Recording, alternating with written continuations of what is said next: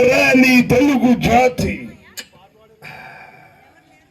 నిండు గౌరవము అన్నారు. ఈనాడు ఇక్కడికి విచ్చేసిన కళాకారులకు, గ్రామ పెద్దలకు, నా సహోద్యోగులకు అందరికీ పేరు పేరు నా నమస్కారాలు తెలియజేస్తూ సెలవు తీసుకుంటున్నాను బ్రదర్. సో ఇలాగా రామారావు గారు ఇంకా పడుకోండి. అంతేనా? ఇంకేం లేదా? నువ్వు సాయంత్రం ఒకసారి కలు, ఓకేనా? అది రాజధాని. సో అలాగే ఎవరు? ప్రకాష్ రాజా. వేస్తామండి. ప్రకాష్ రాజు గారు కూడా వేద్దాం. సుస్వాగతం సినిమా చూసారా మీరు అందరూ? సుస్వాగతంలో నేను మోనార్క్ని అంటారు కదా, తెలుసు కదా, ఆ డైలాగ్ను మీకోసం.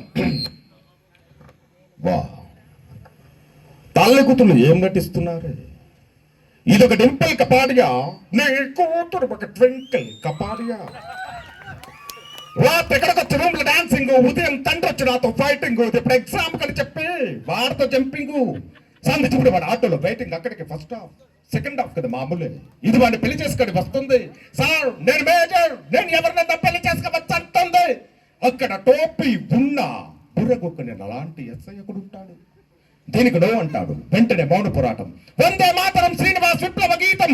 ఆ తర్వాత ముఖం మీద గ్రేట్ వెర్రి పప్ప అని రాసి శుభం కార్డు వేస్తారు. దీనికి డైరెక్షన్ నువ్వు, యాక్షన్ నీ కూతురు. సినిమా పేరేంటో తెలుసా? తల్లి లాలింపు, కూతురు తాలింపు. నేను మునార్క్ని, నన్ను ఎవడు మోసం చేయలేడు.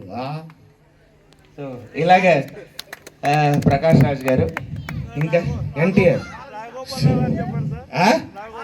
రావుగోపాలరావు గారా? శ్రీరామ్ గారి పాట పాడుతూ మీరు రావుగోపాలరావు గారు వాయిస్ అడిగా చేయకుండా ఉంటాను చెప్పండి మీకోసం. రోజా వస్తుందన్న తాజా వార్త విని కాజా తిన్నవాళ్ళగా ఉండాలి కానీ ఇలా కూసలా కూర్చుంటావేరా రాజా. చూడయ్య సెక్రటరీ, ఆకాశం ఎర్రగా నిప్పులు జరుగుతున్నట్లు లేదు. మడిసి అన్న తర్వాత కోసంత కళాపోసలు ఉండాలి. ఊరికే తిని తొంగుంటే మడిసికి కొట్టికి తేడా ఏటు ఉంటుంది చెప్పబోయా సెక్రటరీ. సో ఇలాగే రావుగోపాలరావు గారు, ఇంకా కోట శ్రీనివాసరావు. అరే నువ్వు నన్ను ఇరికించాలని వచ్చావు కదా, ఎండలని తీరా నీకోసమే. కానీ రా, నువ్వు వినని వాయిస్ ఇప్పుడు చేస్తా. ఏంటి ఎర్రగా తీస్తున్నారు కదేటండి, ఎవ్వడు పడితే ఆడు ఎదురుగా కూర్చొని అంపుడు అమ్మో చంపేస్తున్నారేటండి. ఇది మామూలు కామెడీగా మాట్లాడితే, అదే తెలంగాణ స్లాంగ్లో మాట్లాడతారు కోట గారు.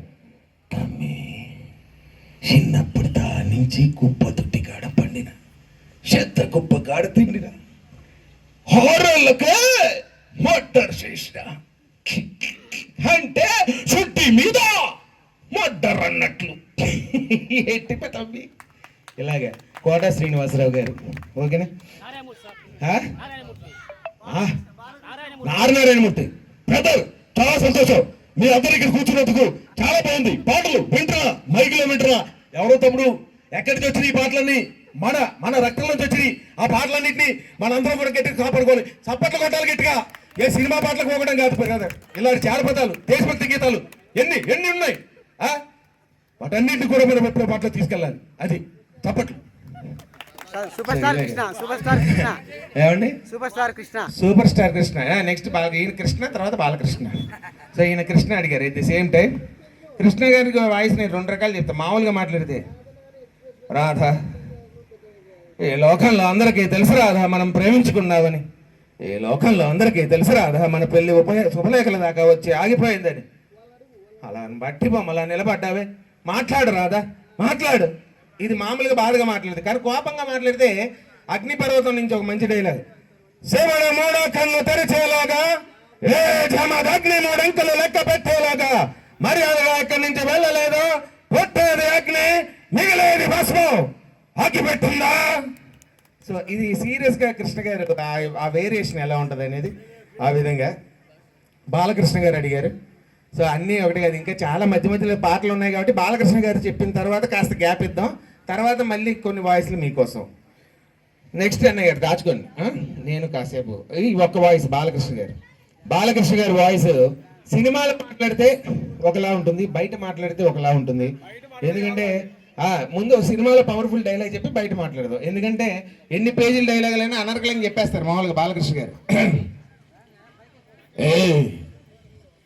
బాలస్వామి, కుల్లాస్వామి, రంగస్వామి, గోపాలస్వామి నలుగురు కొడుకులు పుట్టి చచ్చిపోయాక ఈసారి పుట్టేవాడు చంపేవాడు కావాలి గాని చచ్చేవాడు కాకూడదని నేను పుట్టినప్పుడు మొక్కి మరీ పెట్టాడు మా నాన్న నాకు ఆ పేరు లక్ష్మీ నరసింహ స్వామి అని.